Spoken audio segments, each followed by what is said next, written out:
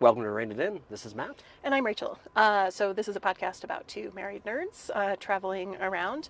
We're literally traveling around right now as we are on a train. Woo, train. In between Denver and Glenwood Springs, in our own little private roomette on an Amtrak. So we can come to you without neighborly interruptions. Yeah.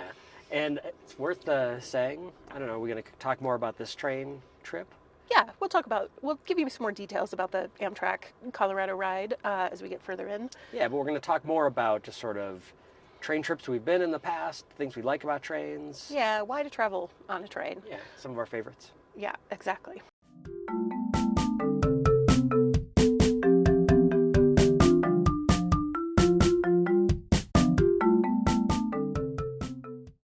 So, Matt, why do you like trains? Yeah, that's a good question. I should have a better answer to this since we've talked about this a little bit in the pre-script. But I think a lot of my like of trains ultimately actually comes from your interest in trains. And I think some of that is because of your not driving. Yeah. And that you've always embraced public transit and made me more open to public transit. Yeah, I don't drive. I have a driver's license. I got it 8 years ago. I've driven once since I got it. Thank you, Becky. Exactly. And yeah, I don't like driving, and in many ways, I don't like being in cars. And so, like, even as a passenger, I'm not a huge fan of it. So, like, being in a train for me is much, like, less stressful than being in a car. Yeah, and I'll say, because one of the things I do like about it is because I am the one who drives, it's sometimes nice to be able to go more distance without having to be exhausted after things. So we've done some train trips inside the U.S. That have been kind of convenient. And then when we travel, and I think we'll talk about, you'll introduce us a little bit more, right? But sort of the idea, we're going to talk a little bit about kind of like public transit versus also experiential. Well, but also just trains, right? So like distance trains as opposed to like local kind of things, because I think that's another aspect.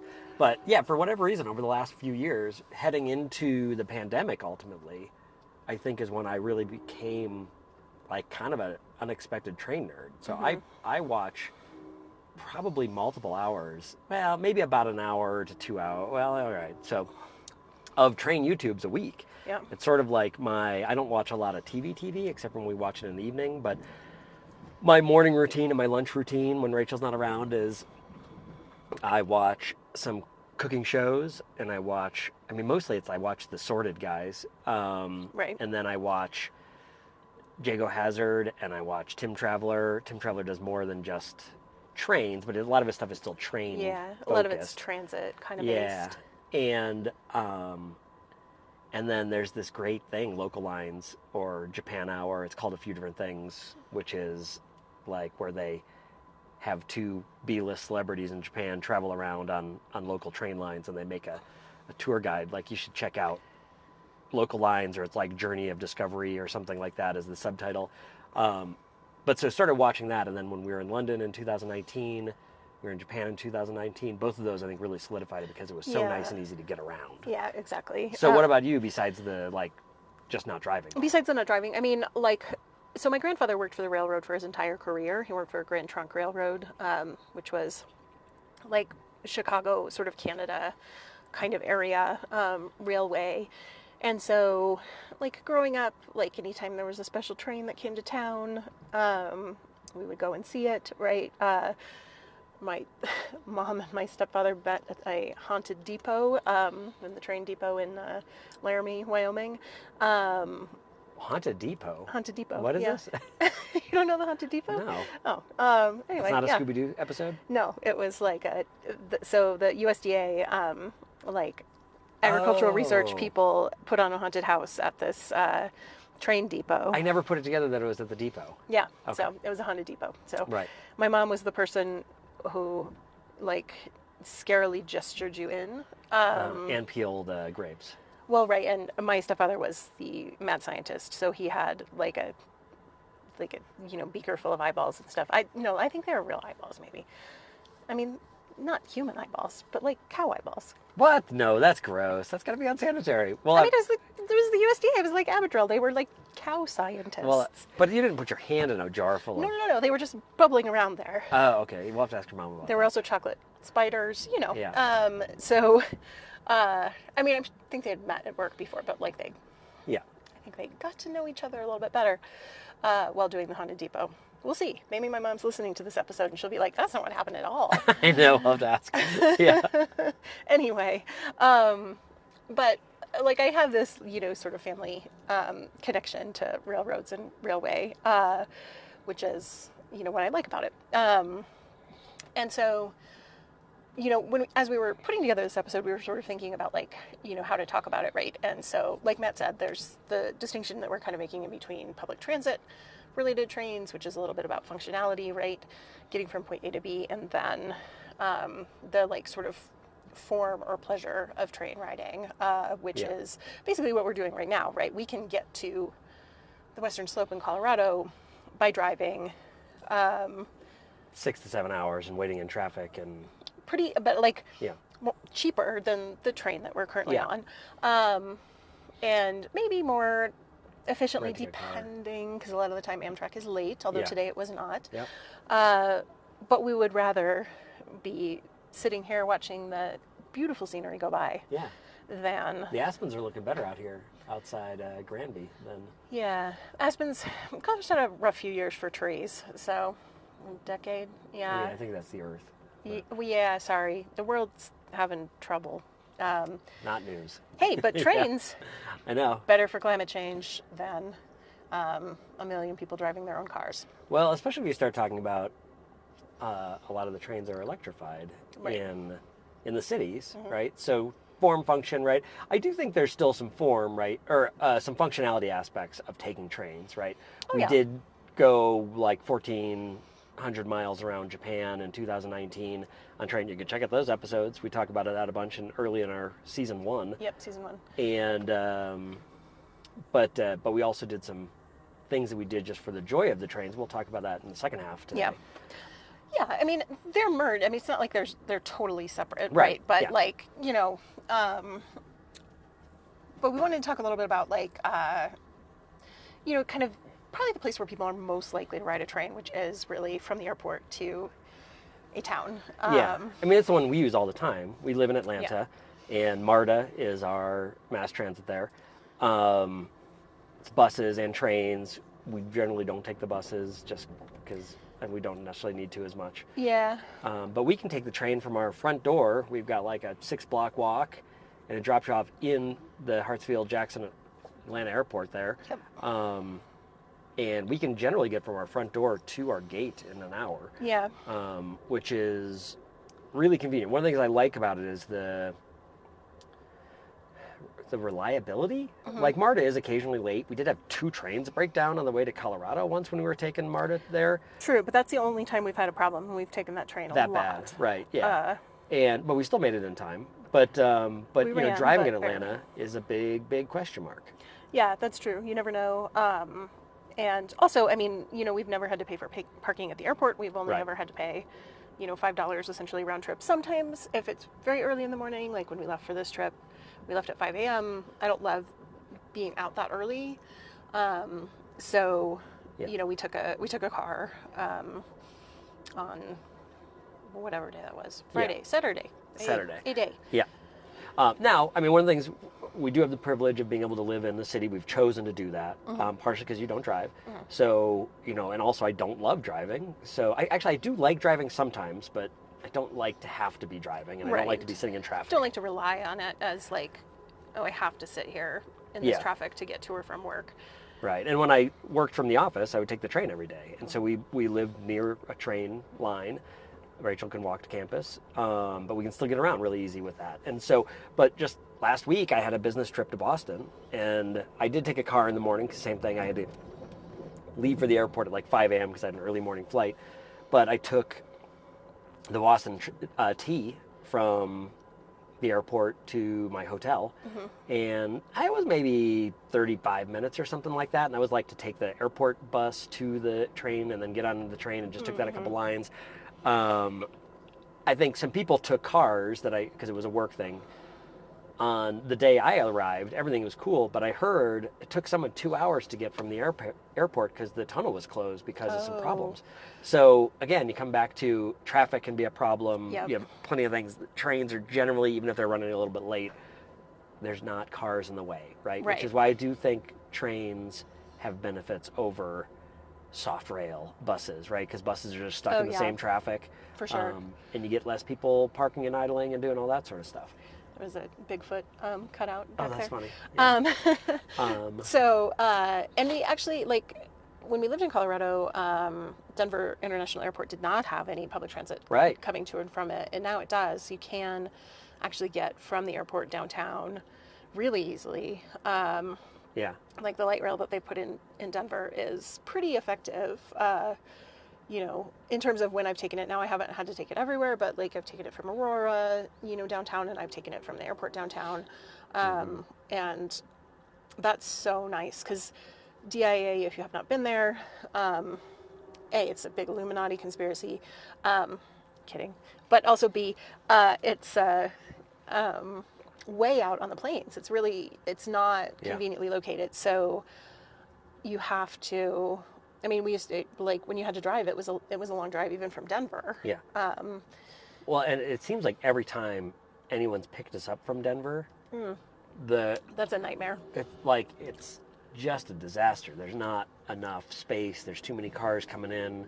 In fact, so if you fly Yeah. into Denver, I would recommend just taking the light rail to the The nearest Fisher people. the nearest stop and having someone pick you up there. Yeah. Because last time my parents picked us up from DIA, they had to wait in traffic for like an hour to get like into the pickup area, Yeah. and then anyway, I would just recommend Just a mess. just walk out down to the light rail station, Yeah.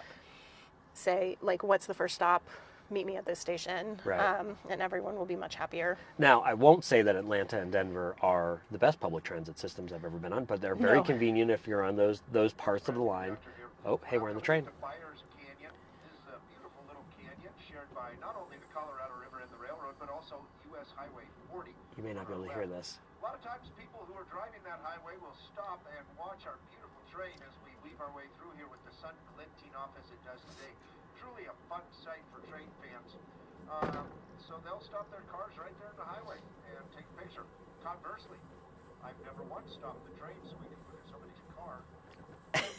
All right, so this is a bummer. It was probably way too quiet It was for you to probably hear too that quiet, stuff. but it was funny. Yeah. We'll cut this out if you absolutely can't hear it. But the announcer on this train is pretty funny. He's Yeah. got all kinds of snarky asides. So this was about we're through a canyon here where a lot of cars will stop and take pictures, and he was saying that he has never stopped the train to take A pictures picture of a the car.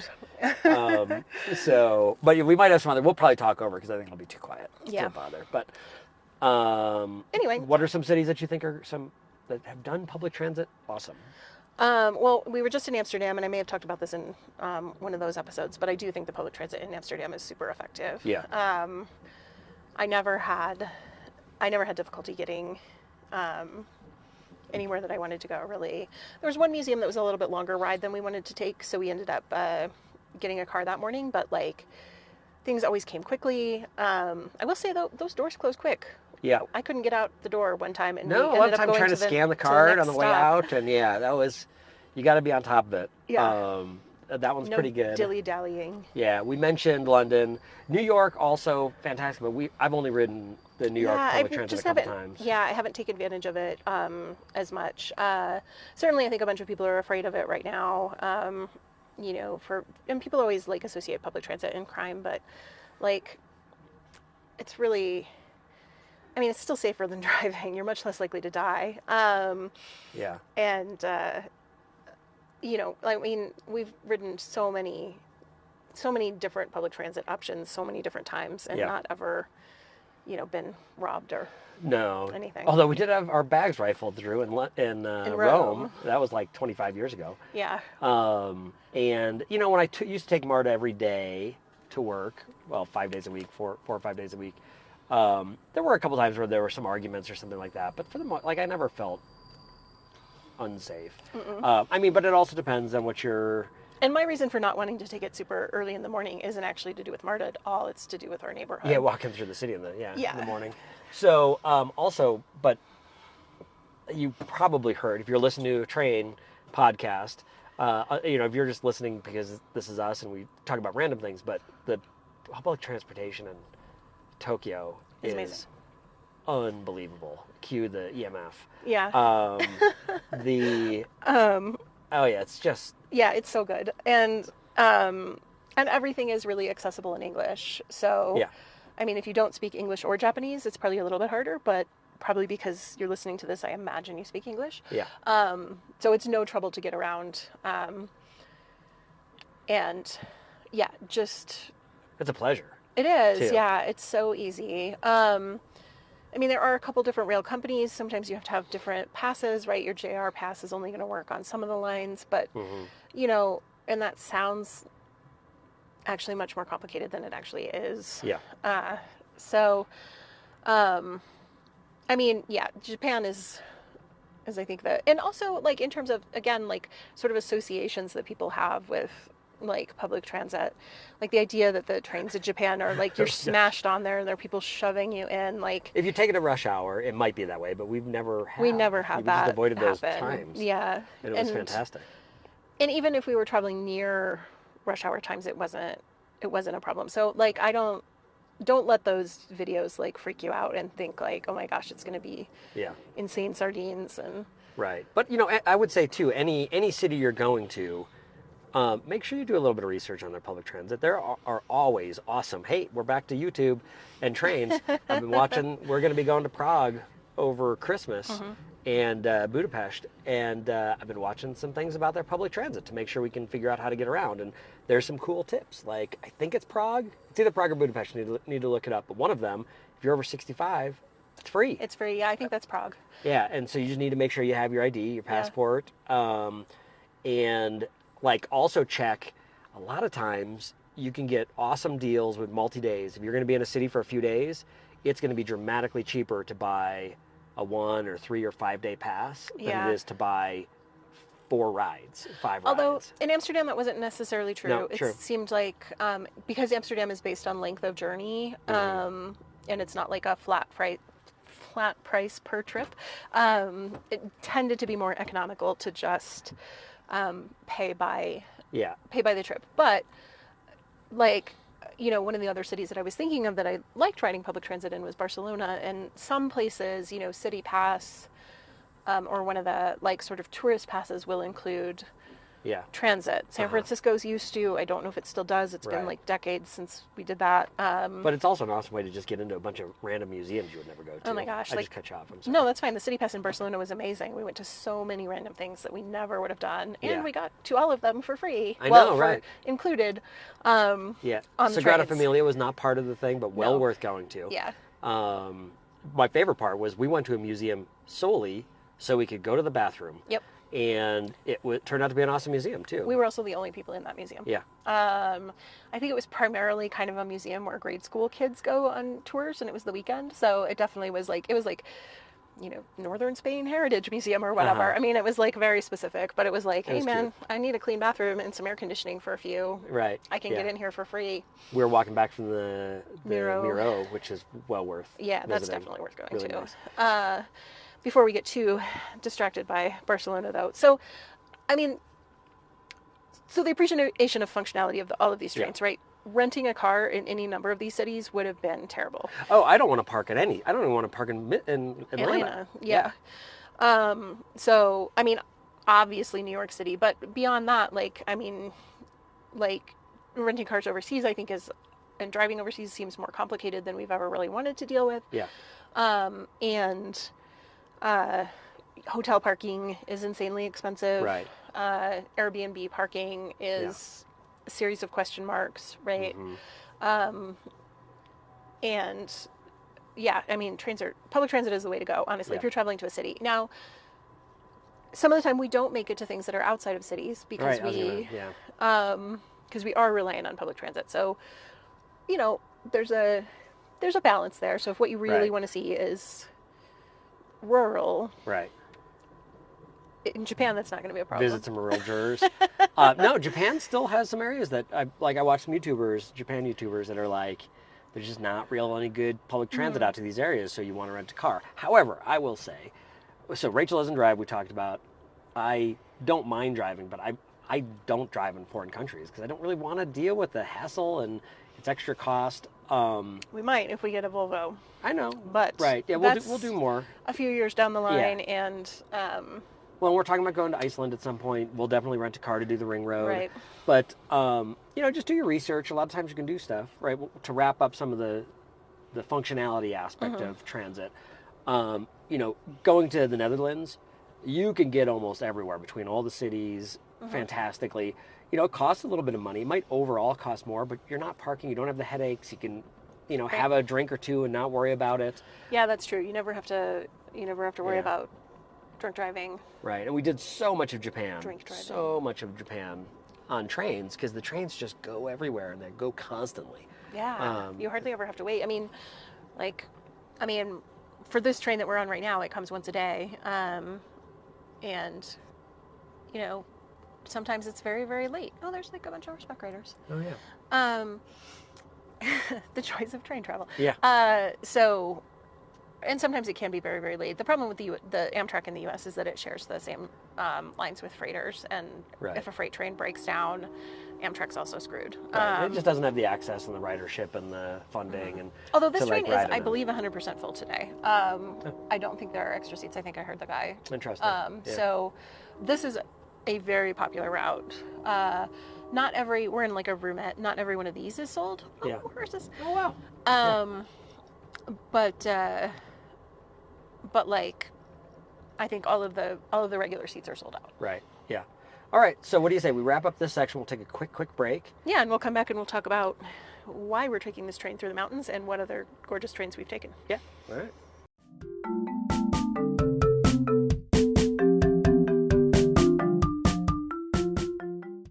All right. So as we've said, we're on the California Zephyr today, and as you've heard in the first half, we've had a couple of sides where we're like, ooh, horses, ooh, whatever, and because we're looking out the Bigfoot. window, yeah, and Bigfoot, and the conductor on this one, I don't know if they always are as good about telling us about stuff. This guy's been Sometimes they actually have national parks people though on okay. that do stuff. So Yeah. this is the train ride that I've taken the most times because Yeah. it takes you from the main city in Colorado, Denver, to near where my parents live, which is a 6-hour drive ideally, but can be much worse depending on traffic. Yeah. If you've never had the pleasure of driving I-70 in Colorado, it is gorgeous. It's a little bit treacherous because the inclines are a little bit dicey, and the traffic, though, has only gotten worse in our entire lives. It can be awful. And actually, we passed through Winter Park not too long ago, and now there is a express ski train to Winter Park, right interesting. to the slopes, which Yeah. is super smart. Yeah, because you see the slopes. Yeah. You could basically jump a fence and get on the chairlift to Winter Park from there. Yeah, he said it's like a 50-foot walk to the chairlift. Oh, wow. Yeah. So that is amazingly smart, and it just happens to work out with Amtrak. But like, I wish they would do it more places, because most of the traffic that's terrible is, recreation Right. traffic. People come up to the mountains for the weekend. Right.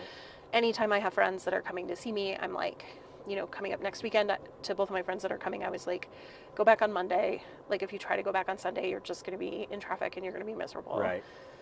Yeah. And then, so the other thing you can't see here while we're on the podcast recording is, it's 11 o'clock and we are maybe drinking a little bit of wine. And right before we started podcasting, we had some cheese and crackers. So we're like looking out the window, we're chatting. Llamas. And yeah, wild llamas. It's just a more pleasant thing than like white knuckling it around turns and like in traffic and A lot of this is like, I-70 doesn't go this route, so you Yeah. don't ever see this stuff. And there is one canyon where there aren't any roads. As far as I know, it's Right. only the train or rafting that will let you see it. right. Oh yeah, if you like to see butts. Oh yeah, there's a mooning spot where everybody moons you. Yeah, and more in the summertime when people are tubing. Yeah. But But it's nice. It gives you a different. I mean, so even if you have driven that mountain ride in Colorado a bunch of times, if you want to take that same route and see different things that you haven't seen before, like this is the way to do it. Yeah. Yeah, and it's just gorgeous. I don't know. And then what are some of the other ones you mentioned when we went to New Orleans? Right. So our other kind of Amtrak experience, longer train. I've taken Amtrak all the way to California once as a kid. Matt and I took it once to Philadelphia, but that was overnight, so really we didn't see very much. But there's quite a nice train from Atlanta to New Orleans. It's good because it leaves in the morning and it gets you there in the evening. So you're ready to go. When you get there, you can, hop off and get your dinner and find your hotel. Because Amtrak, again, like sometimes, I got dropped off at like 3 o'clock in the morning in Spartanburg, South Carolina, which was like a little bit weird, right? But the Atlanta New Orleans route drops you off at a good time and comes back at a good time too.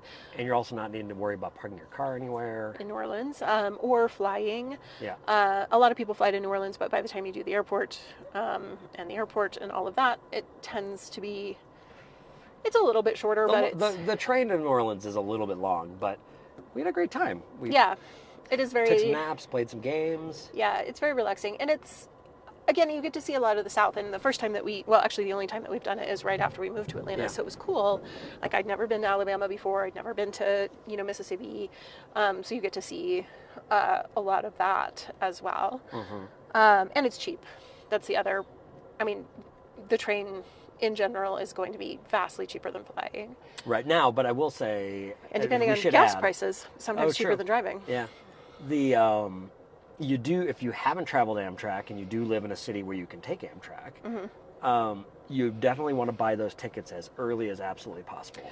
Yeah, because they have a schedule where, unlike planes where the prices just fluctuate based on, like, I don't know, how the wind's blowing or whatever, Amtrak has, like, set dates, like, this far out, it'll be this much, this far out, the price will go up this much, et cetera, right? So, Yeah.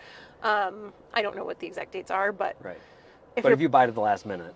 It'll be more expensive than if you bought it 6 months ago. Yeah, but it might be more expensive than a plane, depending on the line and what Right. you're doing. But if you buy it like 6 months in advance, it might be relatively dirt cheap. Yeah. For sure. So, Amtrak's got all kinds of like complications and problems. It's not like riding a high-speed rail in, Spain or in Japan or wherever. Yeah. But, I think if you're willing to just sort of be like, you know what, got a little bit of time, want to enjoy myself. Yeah, make the journey part of the experience and the trip. I guess that is one of the things that we like about it too, right? And I suppose if you're a person who really likes to drive, you also get that, right? Yeah. I just don't happen to be that person. Or if you're a person who really likes to fly, but I don't think anyone loves commercial air travel. They're not like, oh my God, I can't wait to get on a plane. I'm like, oh my God, I can't wait to get to my destination. But I'm never like, ooh, commercial flying. Because we're not flying the Love those lay-down seats on lines. Emirates Yeah, or that's anything like true. that. But yeah, all the same. So we're talking about not the functionality, right? These are the things you're choosing to spend extra time on a train because you want to take part in that experience. Because it's enjoyable in some distinct way. Yeah. And some trains specifically do this, right? That is their goal, right? Which is partially Japan's joyful trains. Yeah. And so before we jump into joyful trains, because I think we got a couple things we want to talk about from Japan. But we mentioned this on a previous podcast. Also, if you've made it this far and you listen to our last episode, we promised we were going to put something on May 1st. That obviously didn't happen. It didn't, but Matt did put out a couple of cooking videos on the YouTube channel. Oh, so right, yeah. We did put out content. We just didn't put out a podcast. So you can go to our YouTube channel. It's Rain It In, Matt and Rachel also, and see some natto and okonomiyaki videos. Yeah, so if you like Japanese food. This one's coming out June 1st. And we will put out probably another one July 1st. All right, we'll see, because we have a couple things queued up. It's just we've had so many things going on with family travel and work travel and obligations. But when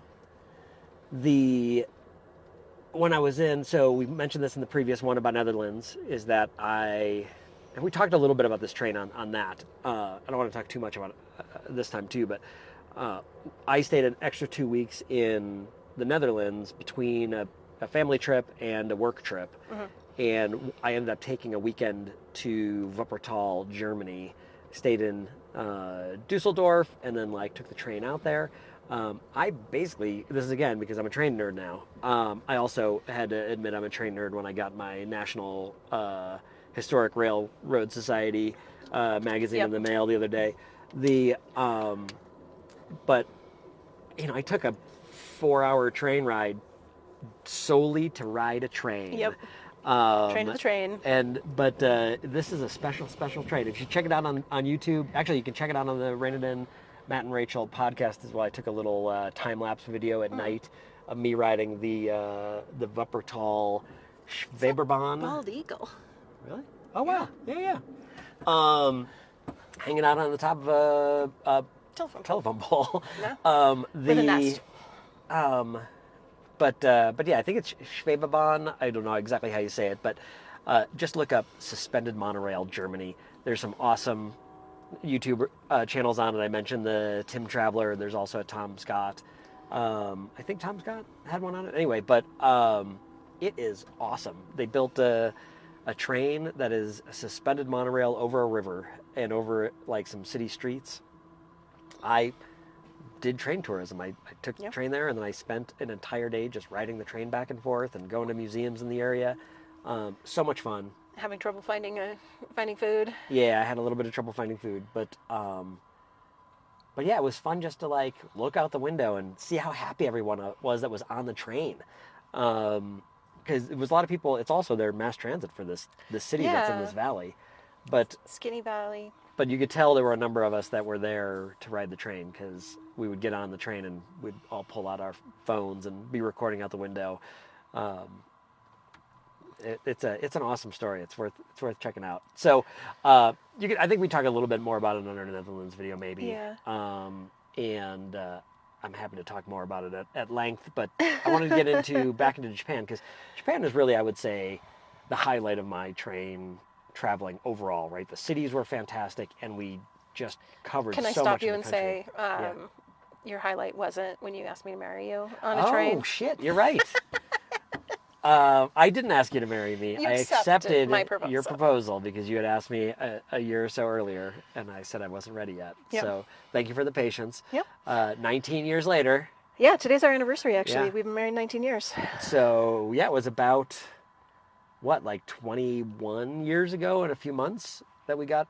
No, 20. 20 years ago? Yeah. 20 years ago in a few months. But yeah, we did. I forgot that. We took a train from, I didn't forget. But, Right. We took an overnight train from Paris to Florence because we were visiting a friend in Florence. And also just to go to Florence. But yeah, we yeah. that's where we got engaged. I might have fallen asleep and then woke up and was like, yes. And Rachel's like, what are you talking about? We'd had a busy day, Yeah. It was also an overnight train, so it was in the middle of the night. And we were rocking back and forth, Yeah. as you do on a train. Except for right now because we stopped inexplicably. yeah, we did just stop. We're probably letting a freight go by or something. Or some cows. What, other than the marriage acceptance, what's your other thing you remember about that train trip, the Paris to Florence, that stands out? Well, I don't know. When we were first traveling in Europe, like we did kind of the things that you think you're supposed to do, which is like one of them is buy a Eurail pass. I don't think it's always very economical. I don't, particularly we weren't going to that many places. So I'm not sure. Well, I think the JR pass was very worth it when we were in Japan, although I realized it's some changed prices, it. so that's TBD at this point. So. Yeah, and of course this was 20 years ago, so I don't know, but I think it's worth carefully pricing out, like, where can I do maybe single travel tickets, or overnight trains like I did, or where can I do like discount carriers like Ryanair? Yeah. Because sometimes you can get super. Yeah, sometimes taking the internal flights is better, even though we like trains. Right. Yeah. I mean, sometimes it does make more sense, right? Mm-hmm. Like we could have gotten from Stockholm to Amsterdam, I'm sure, on a train, but it was like a 2-hour flight. It was like. But we did go Gothenburg to Stockholm, and it was a Nice train. Yeah, that was very nice. I mean, Yeah. and internal trains in Spain are great. Like I don't think I would take an internal flight in Spain because the trains there are, high speed. So you're going 250 kilometers an Yeah. hour. But I think just assuming that a rail pass is your best and most economic bet is not always the case. Yeah. Right. The thing that I remember about that train, other than that we had a mix-up about our sleeper car Right. and almost had another woman in the car with us, um, the she was not excited about having a guy in the car. But anyways, that all That's worked fair. out. But unrelated to me waking up to accept a proposal, we also woke up at one point and it was like snowing real heavily and it was dark and we were in like I think Switzerland, Yeah. and it was just the darkest dark that could dark be, except you could see this little town or city that was on the Yeah. top of a mountain, and so you just saw this like glowing halo of light, like 100 feet above the train tracks. It was really And somehow pretty we cool. haven't been to Switzerland. I know. But yeah, I mean, like that again. I mean, not just because we got a gauge. That was a good experience, but I think, in the future, I might like think about pricing things out. Yeah. Although, as we talked about in our Japan episode, and we can get back to Japan trains from this, I dropped my wallet on the platform, and we missed our train because of Yeah. that. But because we had the pass, it didn't cost us any money to miss Right. it. Yeah. We could just get on the next one. Yeah. So, And we I mean, if you're yeah. like clumsy and careless, like I sometimes am, maybe a pass is a great idea. Right. Unless yeah. you drop that pass too, Which you did. which I did. Yeah. But Japan is a wonderful place. But they turn things in to the lost and found in Japan. Yeah. But yeah, so to wrap up, probably the highlight of our train journeys together, I think, has been Japan. Yeah. And that we did 22 days and over 1,400 miles through the like north half of Japan, from Tokyo up the Sea of Japan, up into Hokkaido, and then back down. And it was but we designed the whole trip around trains. Yeah, we did. And yeah, and it was amazing. We took high-speed trains. We took regular trains. We took very, very tiny local lines. Yeah. We took subways. We took any kind of train you can imagine. We actually Right. took a bus too. I was very proud of us. We did every form of Yeah. We did actually every form of plane, train, and automobile that you could pretty much do. Right. Because we flew one flight. We took taxis a couple times. Yeah. We took one bus. The if you fly in Japan, like we did fly back.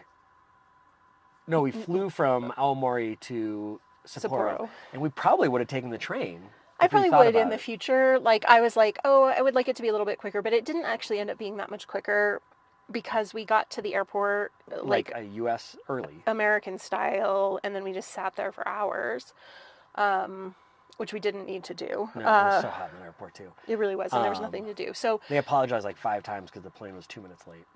yeah, so in that case, I think I would have taken, given the option to do that again, I would take the train. I will say, like, internal flights in Japan, if you are an American, are less expensive. Right. Yeah. So as we're planning a trip to go back to Japan next time, we are thinking about doing an internal flight, But a longer one. a longer one, from Tokyo to south, and then kind of working our way back north on the train, as opposed to doing both. But yeah, it's pretty economical to do ANA. Right. But you have to put in your American passport number and stuff. Right. So one of my favorite things about, I mean, you always hear about the bullet trains, the high-speed trains in Japan, and they are fast and they're incredibly on time. We saw more than a couple people show up at the platform like 4 seconds after the train was supposed to take off and doors were closed and we were moving. So like you absolutely want to be early. But if you have a JR pass, maybe not a big deal because if you miss it, things drive so frequently. Yeah, things run really frequently. But they have this thing called joyful trains, and I don't know if there's fewer of them. I was having trouble when I was looking it up recently. They used to have them throughout the whole country, pretty much. I wonder if some things are still on hold because of COVID or haven't come back. Or maybe they're just not being organized the same way because there's still like JR East has joyful trains if you go there. Maybe they're called something else. I don't know, but they're basically trains that often go a little bit slower. They're definitely not the bullet trains. No. But you're riding these trains for the experience of being on the train. And a lot of locals take them because they're fun. But Japan does this interesting thing to keep their smaller lines profitable, or at least from going under. They double them up a little bit. And so they take some trains and they make them fun and interesting with like fun paint colors or themes. Yeah, like, I And think there is definitely a Hello Kitty one somewhere. yeah. And yeah, I mean they just like give people a reason To take the train. to take the train, right? And the one that stands out especially was we took it from Akita to Aomori. To Aomori. And there's a faster train that goes between those. But we took one that was like an extra hour and a half, 2 hours long, but it traveled the entire coast. And so Yeah. you just saw this. You saw the ocean, and yeah. Yeah, it was really funny, right? We had the one stop Uh-huh. where, 40 people got on the train? A bunch of retirees, Yeah. specifically. Just like, there was like a bus full of retired Japanese people who got on the train just to ride, I think, 2 stops. 2 stops. Around the most beautiful curve, seeing the ocean. Uh-huh. And then they all got off and got back on the bus, and the bus took them back to Yeah. their community center or ridiculous. whatever. Yeah. So, but, I mean, speaking of just like making the journey the whole purpose, right? Uh-huh. Like, they weren't taking that to get anywhere. It No, was just right. to Yeah. ride the train. And see that view. There were so many people pressed up against the window taking pictures, myself included. Yeah. Yeah. It was lovely. So, So yeah, check those out. we took a couple like scenic base trains while we were there. Yeah. And then, fast trains, local lines. What was your favorite one in Japan, though? I mean, my favorite one was the little Studio Ghibli train that we took. It was not Studio Ghibli themed. It just reminded me. There probably is at least one of those Oh, I'm somewhere, sure. but it was just... Like, if you've seen one of their movies, like a tiny, I think it was sort of a sky blue color, Could have been. 2-car train. Yeah. It felt like it was probably from the 50s or 60s. Trundling through the Yeah.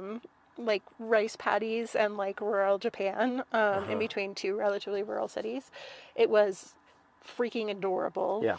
Still easy to take if you didn't know Japanese. Yeah. We got to a town where really no one spoke English. Right.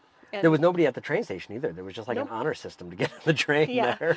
Like literally a box with a slot in the top, and you just put money into it. Yeah, it was a very intensely small train, and it was great. It was really it was really cute. Yeah, it had old school windows like I remember my school bus having in the 80s, that you could like crack them from the top down, and it just like chicka, chicka, chicka, chicka, Yeah. like just kind of rattle along. Yeah. It was like the definition of twee, I think. But So we have never done like a super fancy train No. trip. I know we would both like to, but the thing about super fancy train trips is they have the appropriate price tag to go along with them. yeah, I mean, they exist all kinds of places, right? There's some through the Canadian Rockies. There's some in northern Spain. There's some in Japan. There's obviously the Orient Express, which is the most famous. yeah. But I mean, if you're interested in luxury train travel, there are options all over the world for South that America as well. has an awesome one. Oh, really? These days, yeah. I've watched a couple YouTubers on that one. It just looks gorgeous. You go to, it's not Lake Titicaca, maybe it is. It's something like that. But I think that's in Mexico. yeah, that isn't it? is. Yeah, it's not that. I forget what it has. Something like that. But you cross it like, I don't know, 13 or 1400 feet above sea level. 1,000. Yeah. Oh yeah, that's 13 or 14,000 feet above sea level. And I wonder think if they it's have the highest oxygen. train in the world. I wonder if they have oxygen on the trains. I just I remember wonder. reading. Another reason that I like trains, Paul Theroux. If you have never read his travel writing, he has a bunch of books where he rides trains around places. Yeah. So, Riding the Great Iron Rooster is one of them, which is taking all the train lines in China. It's from the 80s, right? Like they're not designed to be travel guides. They're a snapshot of a place and a time. But his one where he goes through South America, there was Right. someone that just had balloons and oxygen. You could just buy a balloon of oxygen Oh, interesting. for while it was at its highest points. It wasn't a dead show with nitrous oxide. No, it was not. Anyways, we should wrap up. We should. Thank you for following us on our journey, our train journey, of telling these things. If you have train rides that you've taken, countries you've taken the train That you particularly that you like. particularly like, Or hate, I failed suppose. to take a train in India. All my coworkers were like, "You don't want to do that. It's going to just be complicated and crowded," and I kind of regret I it. took an but- overnight train at one point in Australia. Oh, right. And I had my own car. Wow. My parents had their own car, which I'm sure was Car or room? room. Yeah, Like, I had my own, like, little pod. Yeah. As did my parents. I'm sure they were excited for the privacy. Actually, as was I. But it was really interesting because all the airlines happened to be on strike. And Oh. so we had just booked these tickets because we wanted to have the experience of riding the train. Yeah. And we would have been screwed Yeah. had we not, because airline strike. So, but yeah, let us know about your favorite train journeys. Let us know where we should go next on a train. What special lines, if it's worth it to take a fancy train. Or Yeah, if if you'd like to anybody's check taken a fancy train, Yeah. I'd love to know about it. All right. Well, thanks for listening. Yep, we will be back July 1st. All right. I'll make another promise. We'll give you some Colorado updates. Probably. All right. So yeah. But thanks for listening.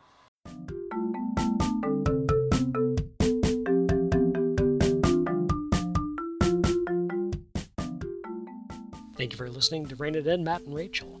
You can check us out on Instagram at rainedin_podcast or Facebook at Rain It In Podcast. We encourage you to like and subscribe on your favorite podcast app, or you can listen direct at anchor.fm/rainedin. Thanks again for listening. Have a great day.